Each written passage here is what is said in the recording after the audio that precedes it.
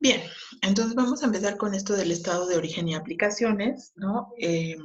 Este estado es el que se recuerdan que dejamos pendiente porque te dijimos que había 4 estados financieros importantes, ¿no? Y el que tiene que ver, digamos, justamente con la variación del efectivo lo habíamos dejado ahí pendiente. Bueno, pues al final, esto que vamos a ver ahora justo tiene que ver, digamos, con ese estado de variación del efectivo, ¿sí?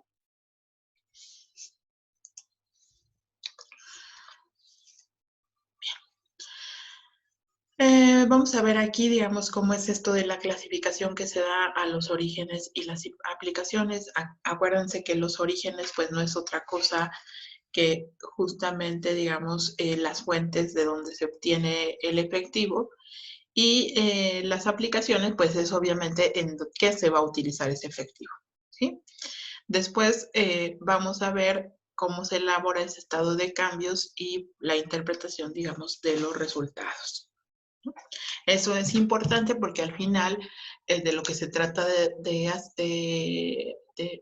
lo que se trata de llegar de alguna manera es de ver si si la empresa o la organización al final tiene efectivo justamente para solventar tanto sus obligaciones con acreedores como con los mismos, digamos, accionistas de la empresa. ¿Sí? Bien. Entonces, aquí está, ¿no? El estado de cambios en la posición financiera con base en los flujos de efectivo, lo que va a describir son los orígenes, es decir, las fuentes, y las aplicaciones, los usos, ¿no? Que se da a esos flujos de efectivo durante un periodo específico. Para poder hacer esto, pues nosotros tenemos que clasificar, ¿no? Estos como fuentes o como usos, ¿no? Vamos a hacer esta tablita, ¿sí? En los orígenes, toda disminución del activo va a representar, digamos, un origen. Incremento en cualquier cuenta de pasivo va a ser un origen. Las utilidades netas después de impuestos van a ser orígenes, ¿sí? La depreciación y cargos no monetarios, como por ejemplo la amortización, van a ser orígenes y la venta de acciones también son orígenes, ¿de acuerdo? Todos estos se consideran fuentes de efectivo, ¿sí? Por otro lado, digamos, las aplicaciones van a implicar, digamos, cualquier incremento en las cuentas de activo, cualquier disminución en el pasivo. Si hay una pérdida neta, eso va a ser aplicación. Distribución de dividendos también va a ser aplicación. Y la readquisición o retiro de acciones, digamos, de circulación también se considera, digamos, una aplicación. ¿Sí? Esta tablita, digamos, al final es importante tenerla porque nosotros tenemos que clasificar, ¿sí? Tenemos que clasificar las cuentas y generalmente lo que se utiliza, digamos, son dos periodos. Del estado de resultados, perdón, del balance general, utilizamos 2 años, ¿no? Para hacer el comparativo. Y el estado de resultados de uno de los años, que en este caso es el último, ¿no? Es decir, si tenemos 2019 y 2020 para el balance general, pues el estado de resultados tiene que ser del 2020, ¿de acuerdo? Muy bien. Bueno, hay que tener aquí, digamos, hay que señalar también, digamos, una serie de observaciones adicionales. La disminución del saldo de cajas, por ejemplo, de efectivo de la empresa es una entrada de efectivo, ¿sí? Y entonces aquí, pues, esto siempre se genera confusión, ¿sí? Porque a ver, como si nuestro saldo de cajas está disminuyendo, porque eso va a representar una entrada de efectivo, ¿sí? Es decir, porque va a representar un origen, ¿no? Bueno, la manera de que ustedes entiendan esto es si tienen, por ejemplo, una alcancía, ¿no? En su casa, y eso representa para ustedes la caja, ¿sí? Eh, Cuando ustedes sacan, digamos, efectivo de su cochinito y se lo llevan a su bolsillo, pues eso representa justamente una entrada de efectivo, porque ustedes lo van a emplear, digamos, para lo que quieran gastar, ¿no? Entonces, en ese sentido es que por eso es que esta disminución, o sea, su alcancía está disminuyendo, ¿no? Disminuyeron ahí las moneditas, pero para ustedes representó, digamos, una entrada que van a utilizar, digamos, en algo que en ese momento, digamos, requieren hacer. Del mismo modo sucede para las empresas, ¿sí? Una disminución de la caja, pues al final representa una entrada de efectivo, porque en ese momento la empresa lo necesita, ya sea para comprar materias primas o para lo que sea, ¿no? Entonces representa, digamos, una entrada de efectivo. De otro modo, digamos, un incremento en el saldo de cajas, pues representa una salida de efectivo. En este caso, si ustedes tienen ahí su alcancía y en su bolsillo traen sus monedas, entonces en el momento que ustedes sacan de su bolsillo las monedas y las meten a la alcancía, pues eso se está digamos, haciendo justamente referencia a que está teniendo una salida a ustedes de efectivo, ¿sí? Ya su bolsillo se quedó sin las monedas, pero aumentó, digamos, su saldo de caja, ¿sí? Entonces, así es como uno tiene que pensar en esta cuenta en particular que puede, digamos, presentarse o prestarse, digamos, a confusiones, ¿sí? Por otro lado, también con el término de apreciación o con cualquier otra partida no financiera como es la amortización, pues hay que tener también cuidado porque recuerden que ese es un gasto que no se realiza en efectivo, ¿sí? Recuerden que este es una partida que se está, digamos, disminuyendo, perdón, periódicamente, ¿no? En el estado de resultados, pero no implica que estén haciendo un desembolso, digamos, real de efectivo. Entonces, también con esta partida hay que tener, digamos, especial cuidado.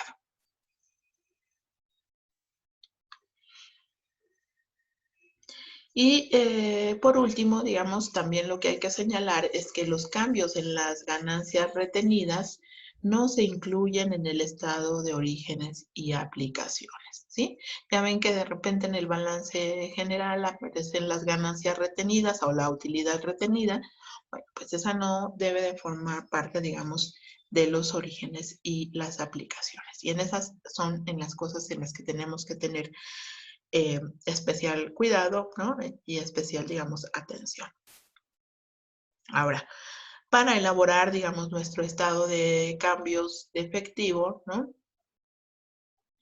Se tienen que realizar, digamos, tres pasos que a su vez se van a subdividir, digamos, en ciertas, en ciertos, digamos, subpasos, ¿no? O subtareas, digamos, que hay que realizar.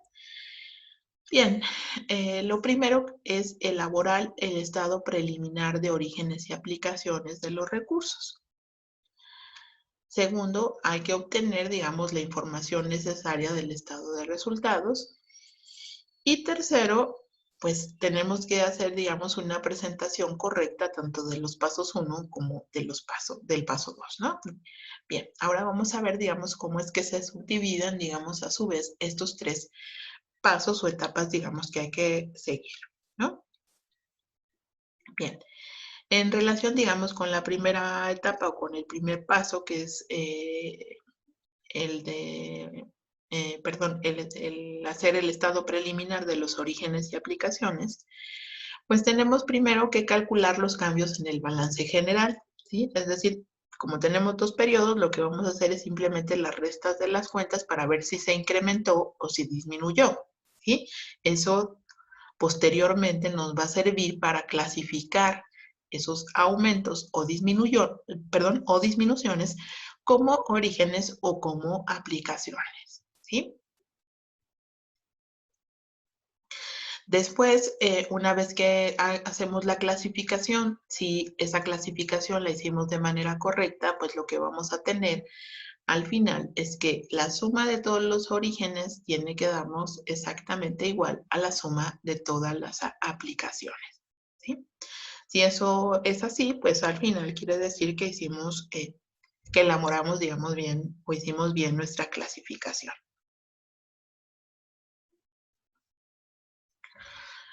En el segundo paso, que es obtener la información necesaria del estado de resultados, básicamente, digamos, lo que nos interesa obtener del estado de resultados es las utilidades netas después de impuestos, ¿no?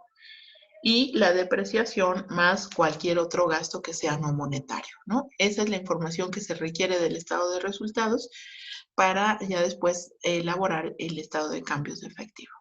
¿Sí? También necesitamos los dividendos en efectivo, ¿sí? Tanto de las acciones preferentes como de las acciones comunes. Entonces, estos son, digamos, los datos que se requieren hasta, ¿no? Creo que ya no nos faltaba otros, no. Bien, para calcular los dividendos en efectivo, a las utilidades netas después de impuestos, le vamos a restar los cambios en las utilidades retenidas, ¿de acuerdo? Y tengan cuidado, porque aquí cuando decimos cambio, nos estamos refiriendo a la resta que se haga de las utilidades retenidas de un periodo a otro, ¿de acuerdo? No se refiere a que tomemos, digamos, el dato como tal, sino todo lo que diga cambio en las formulitas quiere decir que es una resta, ¿no? Cómo cambió, cómo aumentó o cómo disminuyó, ¿no? Eso es lo que vamos a recuperar, digamos, en los cálculos, ¿no? Muy bien. En el paso 3, que es presentar correctamente la información del paso 1 y el paso 2, pues en ese paso lo que vamos a tener que hacer, por una parte, digamos, es hacer toda la clasificación, ¿no? Tenemos que separar entre los flujos de efectivo que vienen de las actividades operativas, después tenemos que separar también los flujos de efectivo que vienen de las actividades de inversión y finalmente tenemos que identificar los flujos de efectivo que vienen de las actividades financieras, ¿sí? Ok, además se debe clasificar la información, bueno, eso ya lo que hicimos en los pasos 1 y 2 y lo que les señalaba, ¿no? Tenemos que clasificar, ¿no? En las 3 categorías, digamos, importantes, ¿no? El flujo de efectivo de las actividades operativas, el flujo de efectivo de las actividades de inversión y las financieras. Muy bien. Y tenemos además que presentar la información de manera jerarquizada, ¿sí? De acuerdo, digamos, con los orígenes más importantes, ¿sí? Esto es lo que se tiene que hacer. Profesora, yo solamente tengo una duda en la anterior, bueno, en esa. Ajá, sí. En los flujos de efectivo de actividades operativas y de actividades financieras, ¿qué es lo que realmente los distingue? Bueno, acuérdate que las actividades operativas, ¿no? Son las que tienen que ver, digamos, bueno, valga la redundancia, con la propia operación de la empresa. Por ejemplo, ahí podría ir lo que tiene que ver con las cuentas, por ejemplo, de documentos por cobrar, ¿no? Pasivos acumulados, inventarios, ¿no? Esas cosas serían, digamos, de la parte operativa. Cuando vemos la parte de inversión, ¿no? El flujo de actividades de inversión, por ejemplo, ahí tendría que ir todo lo que tiene que ver con los activos fijos, maquinaria, equipo, edificios, ¿de acuerdo?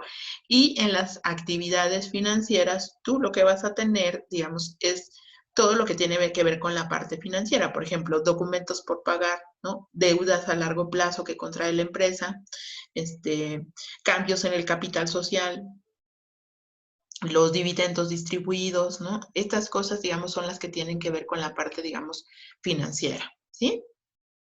Ok, sí, maestra, gracias. Muy bien. Entonces, bueno, hay que jerarquizar la información más importante de todos los orígenes, ¿bien? Ahora, todo esto al final lo vamos a ir, digamos, haciendo ahorita paso por paso, ¿no? Pero hay que señalar que al final, digamos, lo que nos importa es justamente los resultados y cómo es que vamos a interpretar, digamos, esos resultados del estado de cambios. Esto lo que nos va a permitir es analizar el desempeño y planear, digamos, los flujos de efectivo futuros para la empresa. ¿Sí? Sirve además, para comprobar si se están cumpliendo las metas fijadas. Y también es importante señalar que aunque el estado de orígenes y aplicaciones no nos va a servir, digamos, para establecer relaciones específicas entre las salidas y entradas de efectivo. Es decir, no podemos identificar con detalle, ¿no? Si, por ejemplo, esa disminución en el flujo de cajas, ¿no? Se debe a que esa entrada de efectivo se utilizó para tal o cual cosa, ¿no? O sea, no se pueden a lo mejor establecer relaciones tan específicas, ¿sí?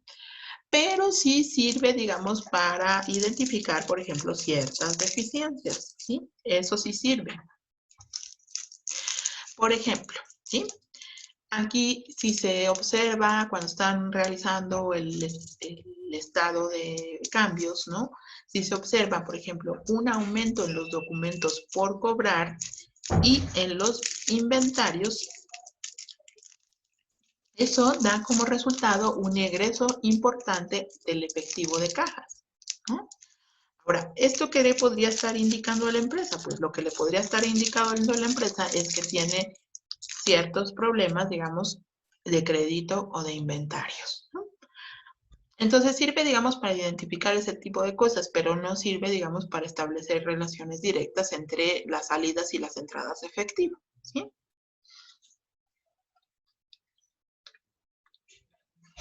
Bueno, para, digamos, poder, digamos, interpretar el resultado que nos arroje ya nuestros cálculos, ¿no? Nosotros tenemos que hacer unos cálculos adicionales una vez que digamos que tenemos la información.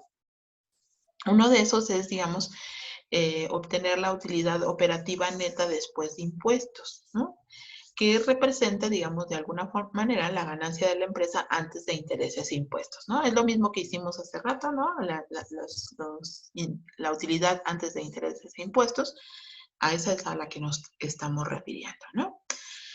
Bien, en este caso, digamos, aquí lo que se haría, digamos, es que a la utilidad antes de impuestos e intereses se tiene que multiplicar, ¿no? Por 1 menos I. Ahora, aquí hay que tener cuidado porque está ahí, no representa los intereses, representa los impuestos. A lo mejor tuve que cambiarle por una T, pero bueno, igual se los cambio y se los doy. Pero bueno, hay que tener presente que estos son impuestos. Bien. ¿Para qué queremos calcular eso? Bueno, pues para calcular justamente el flujo de efectivo operativo. El flujo de efectivo de operativo se obtiene, digamos, sumándole al UONDI, ¿no? A nuestra utilidad operativa neta después de impuestos, ¿no? Le tenemos que sumar la depreciación, ¿sí?